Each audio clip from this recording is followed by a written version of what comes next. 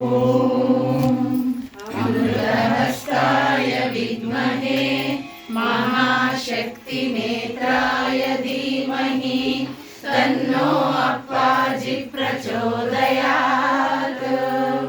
ॐ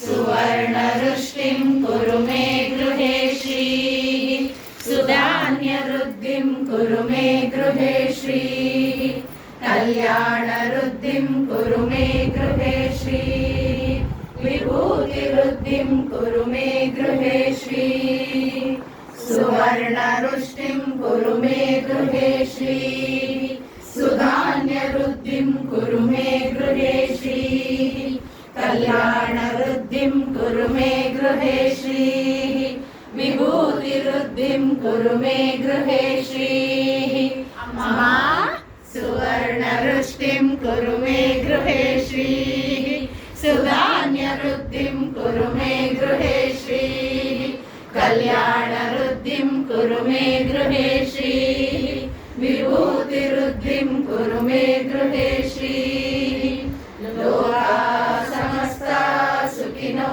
भवन्तु लोकाः समस्ताः सुखिनो भवन्तु लोकाः समस्ताः सुखिनो भवन्तु समस्त सन्मङ्गलानि भवन्तु।